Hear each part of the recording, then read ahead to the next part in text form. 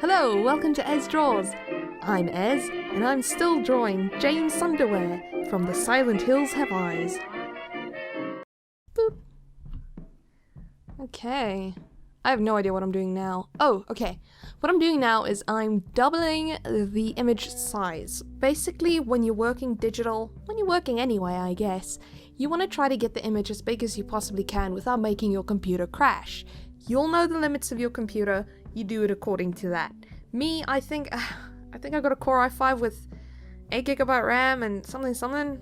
I don't even know what graphics card or whatever I have. I just know it runs games. That's the only thing that's important, right? It doesn't run games well, but it does them okay. Now I'm trying out brush sizes. You'll see I've switched to a smoother, it's called a G Pen in Clip Studio Paint. I've switched to a much smoother brush. And I'm just testing it out really quickly to see if it's thick enough. And I zoom out and I see it's too thin. So basically I'm going to take it back up to 10 point. Then I'm going to make a new layer and I'm going to write down the specs. That way, if I close this and have to work on a commission and have to come back to this, I know what kind of brush I was using. Now the neat outlining starts. You'll see it's much thinner than the other layer that I've drawn up there. And I'm trying to vary the brush width. I'm going to point out real important points where I make the brush width a bit thicker. I'm sorry, it's a bit of a tongue twister, guys. Bear with me. You'll see things like the eyelids, or the eyelashes, rather, are thicker than the rest of the eyes, and so on. The line around the iris is a bit thicker. Things like that. Little details like folds and like the eyelids, not the eyelashes, the actual eyelids. Things like that, I make them a bit thinner. And now for the nose, you'll see I thicken the nose just a teeny bit around the outside corner, and you'll see I'm trying to get a nice taper to the lines. Trying to get a nice point to the lines. And I do vary it a bit from the guidelines below. Trying to get James Sunderland / Guy Seehe's mouth over there. They both sort of have that little V over there in the middle of the upper lip. Trying to get that in there. Guy Seehee being the guy who voiced and did the motion capture acting for James Sunderland. Fun facts all around. Though if you're watching this video, you probably already know that. Yay, Silent Hill, right? Silent Hill 2 is the best game ever! It's not. I'm sorry, but it's not. Best game ever? Abe's Exodus. That's a game. Best game ever? Legacy of Kain Soul Reaver. That's a game. Best game ever? Harvest Moon Back to Nature. That's a game. But I'm not here to tout my opinions. You guys will see I'm using really nice and smooth lines over here.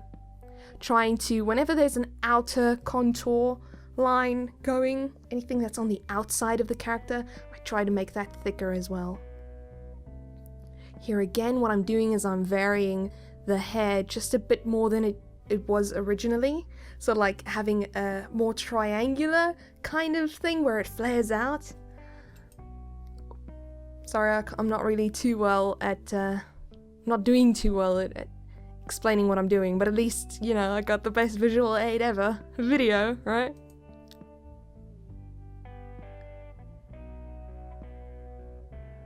I guess this is kind of the boring part of the video. I guess I can sort of start talking about just general stuff. My favorite part of any video. Blabbering on. I just want to point out that now that I'm done with the head, I'm gonna start doing really long and sweeping lines for the rest of the body. And you guys will see, I'm using folders. I'm always using folders in Photoshop and Clip Studio Paint, freaking anything. Everything has its folder. Everything has its layer, everything just in case I mess up. So yeah, you guys will see. I did a tutorial on YouTube about outlining. And a lot of people were moaning that, not a lot, look, majority of people found it helpful and I'm really happy, but there were some people who were like, you could do this so much easier in Psy, what are you doing? I still use that same method that I did in Photoshop for that tutorial in Clip Studio Paint, which has a much smoother brush. So that technique works, guys. I'm still using it. It's been something like 3 or 4 years since I posted that video. It works. Now you guys will see what I'm going to do is I'm going to make the lines a bit thicker where I think there would be shadows. This is just a bit of a touch. It doesn't really matter what the light source is when you're doing this, but it does add a little bit of a je ne sais quoi to your outline. I tried sounding French there. I have no idea what the French sound like. It's pretty bad because one of my best friends online is French. Shout out to Lulu. Thorena.deviantart.com and everywhere else. I'll put a link up here. Shout out. If you're my friend, you get benefits. And there again, just that bit of a shadow under the fold of the pocket. Trying to figure out how the pocket sort of goes in there. And I think it's a V kind of thing. And again, you'll see the line is thicker at the bottom of the label there. And you guys will see the lines can be a bit rickety and yucky here and there, but I don't really care. Like that button is not a perfect oval. I don't really care. When people are gonna see this, it's gonna be really zoomed out. So just as a tip for people who are like panicking because when they outline it doesn't look perfect, just zoom in. Do it zoomed in. Nobody's ever gonna see it at that resolution unless you post it full res, which I'm probably gonna do on my Patreon. But I mean, if you post it like on DeviantArt, Tumblr, all of those places, people aren't gonna see it this big. So don't worry. Be loose, be casual, and have fun. That's kind of always, to me, the most important thing. Just trying to get some lines over there. Gonna erase that. That's the thing that really annoys me, that when people draw shirts on characters, they always make sure that collarbone shows. That collarbone has to show. It's sexy. But most t-shirts don't show collarbone. So to me, it's always like a tip of the hat to shirts everywhere when I draw one without showing the collarbone. The clavicle, if you will.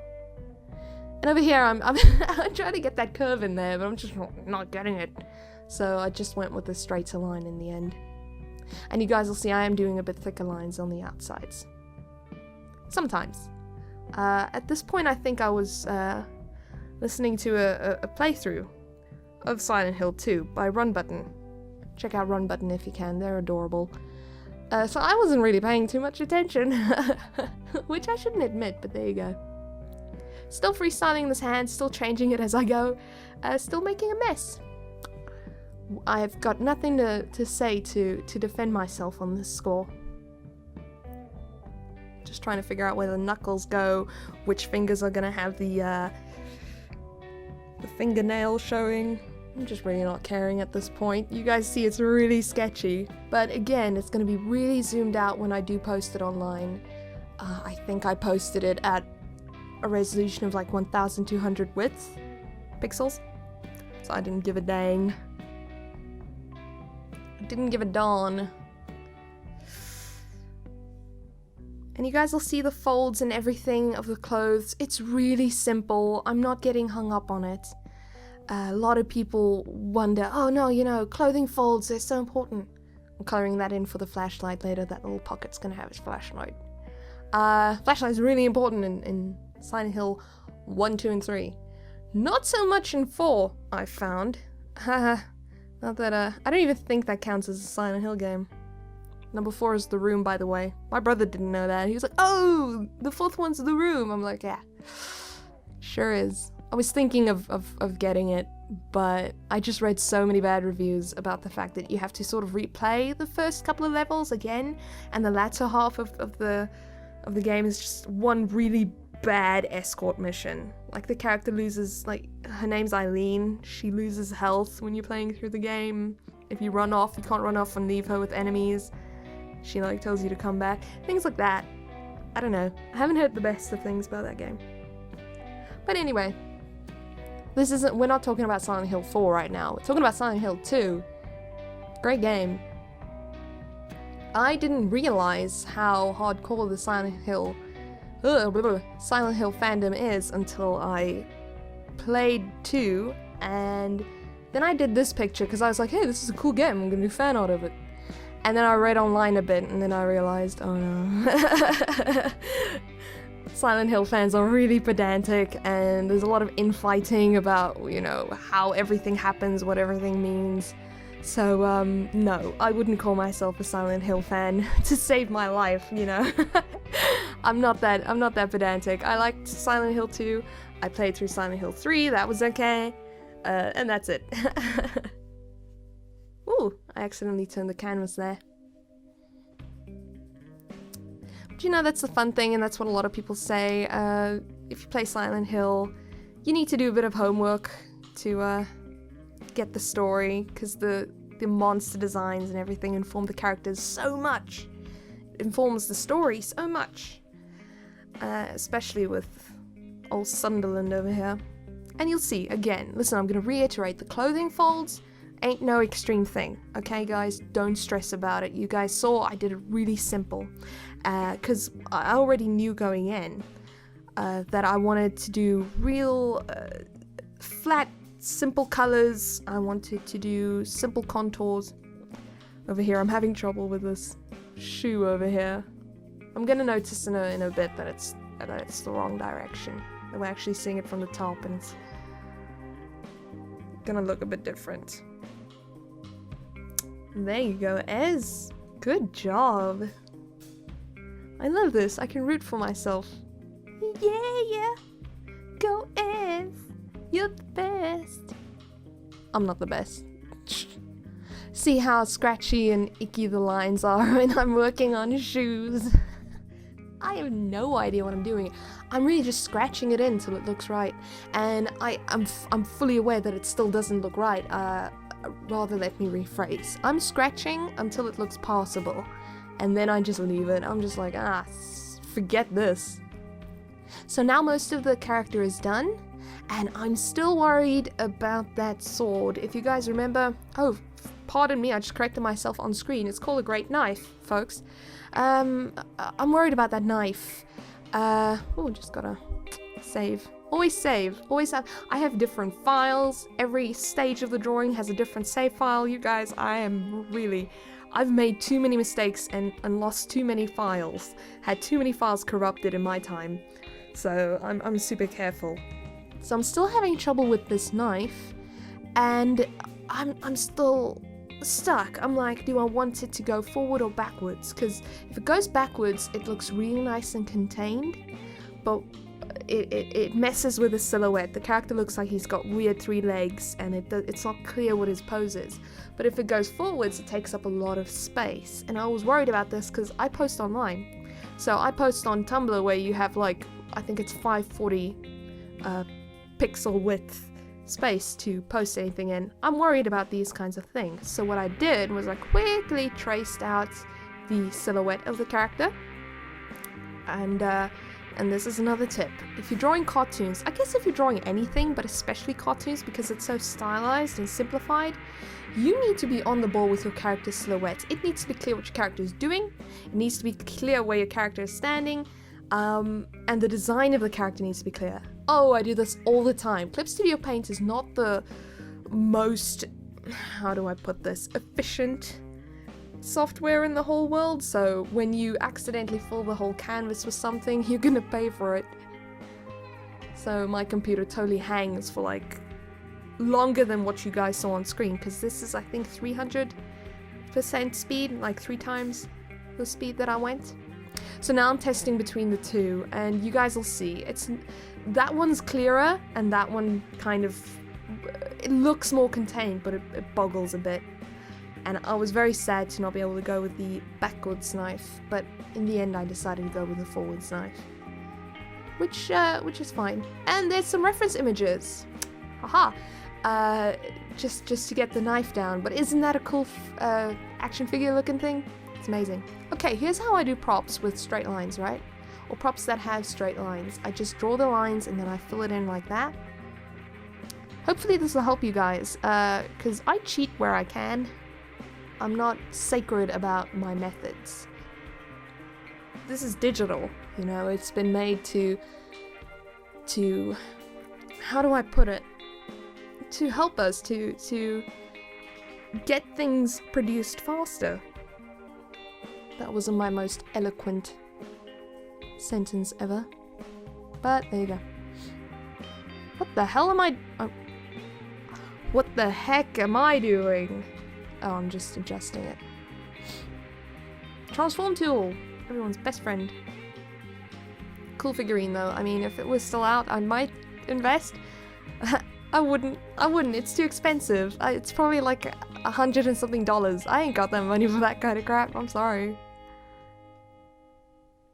Rather use my money on, like, I don't know, food and clothes. And so now what I'm doing is I'm just drawing these straight lines, and you guys will see what I did with the big contours of the knife over there as I went from the inside out. I sort of angled those lines a bit to make it seem like they're going from the camera away from the camera, if that makes sense. The lines go from thin to thick, depending on how far away from the camera they are. Make sense?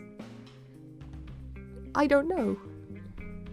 You guys will have to tell me. But you probably won't, but it's fine. So you guys see it's a combination of straight lines, drawings, and me just kind of fixing it as I go.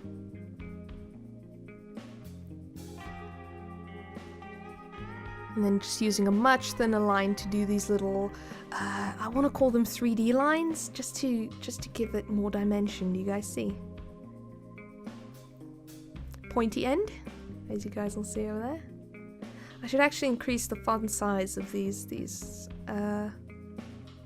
files, rather, while I'm working, because I can't. I mean, I don't think it's really easy to see the names of the layers and which layer I'm on in 720p or, 480p. So I should probably just go into my Windows settings and up the font over there. And you see, that's not looking too great, but at this point in the drawing, I really don't care because it's going to be so zoomed out when it's done. The way I'm going back and fixing it just needs a little bit. But perfectionist I ain't. There we go. And yucky lines, ha! I was wondering if I should, you guys will see later when I color it, I keep it pretty plain. I'm sort of sad that I didn't add all the rust and the yucky and, cause, I mean, Silent Hill, rust and blood, right? But I didn't add it to the sword. Pardon me, the knife. I didn't add it, I just didn't care.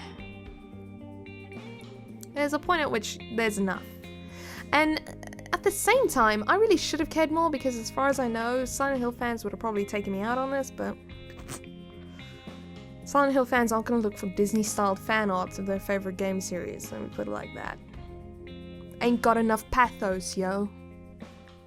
And there I realized that the hilt part over there, that weird little hilt part, needs to be longer, so I'm just really copying and pasting the layers and trying to get them over there. Get them longer. Technically it's cheating, but it's digital. Celebrate it. And again, I don't care because it's going to be so small when it's zoomed out. And now I do believe I need to draw that hand. So let's quickly go in and draw that hand. Whoa! I was trying to find the folder. I was like, oh, where am I? Okay, and here I'm basically just checking how Pyramid Head's holding that. Holding the sword, not holding the lying figure. Again with that word, sword, Ez, come on. I can't even use the excuse that it's late and I'm tired. It's like, I don't know, 8 o'clock? 8 p.m.? It's a nice evening though. So yeah, taking the same method. Nice big thick brush, just to get the general shape. And then I'm gonna go over that with a thinner brush. Just as soon as I'm pretty confident about the way it looks. And there we go. Again, freestyling, not knowing what the hell.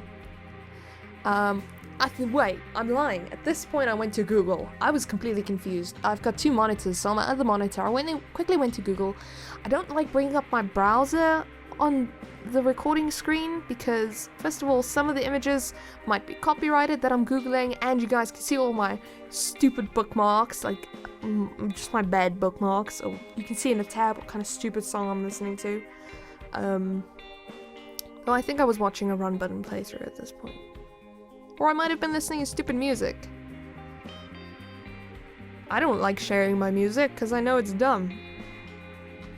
Most of it is 80s crap anyway. And here again, I'm just sort of freestyling.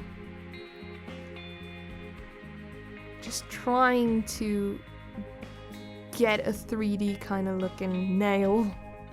Because sometimes the nails, the fingernails, can give real dimension to your character's fingers. So if you are the kind of person you want to take a risk and you want to draw some fingernails, do it. But some people don't. Some drawing styles don't have fingernails in them.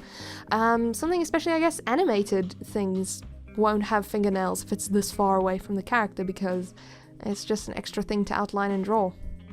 Traditional animation, obviously. CG animation, they can just do a model once and not worry about it ever again. Model, rig, done. And now I'm just erasing the parts of the great knife that overlap with the hand. And with the pants, apparently. Because it goes behind. Now I'm just going in and fixing the really unneat, untidy lines that I made. But again, not too much. See, it's gonna be about that big. It's gonna be real far out. Oh, far out, dude. People aren't gonna see the mistakes. Ooh, welcome back, James. Reference images. Oh, I forgot those shoulder thingies because it's a military jacket. Which is a pretty cool thing to wear. James looks cool. He's got cool clothes on. Very, very of his time. Early 2000s. I think this game came out 2001. Please correct me if I'm wrong. And do so angrily. But yeah, most shoes had buckles back then. He had those buckle shoes. It was pretty cool. Buckle shoes and Spice Girls platform shoes. I unfortunately missed that little fad. I never had the platform shoes. All the other girls in school did. My mom was like, it's too expensive. And I'm like, no. And she's like, do you want these platform shoes? Or my mom doesn't sound like that. But she was like, do you want these platform shoes? Or do you want new Pokemon toys? And I'm like, please. Pokemon, bring it on. I'll always say that. Pokemon really helped me through school. It got me teased and it got me a bit ostracized. All the other girls were into Spice Girls and romances and who knows what else, but hey, I wanted a Pikachu. Who doesn't want a Pikachu? And the flashlight. I think, yeah, right there I was still in Google looking for pictures of the flashlight. Now if you Google Silent Hill 2 flashlight, guess what also pops up? The Silent Hill 3 flashlight. And that doesn't help anybody, because it looks a little bit different. Sorry, I'm just recollecting what happened. Some visual stimuli. Okay, here I'm doing a circle, you just fill it in, you make another circle selection with the marquee, and you delete it. Done. If anybody's ever wondered about that, it's easy. But now, finally, that little gap in his pocket makes a bit more sense. Now that I look at it, it goes a bit too far out towards the arm there. Do you guys see that? But I don't think anybody would notice that. Now I'm just erasing that. Gone forever. Kind of looks like a shocked little eye that the flashlight's like, huh! You guys see it? And that is it. That is the outline. I hope you guys liked watching this. Don't forget to tune in next time. I'm going to be coloring this thing, adding cool noise filters.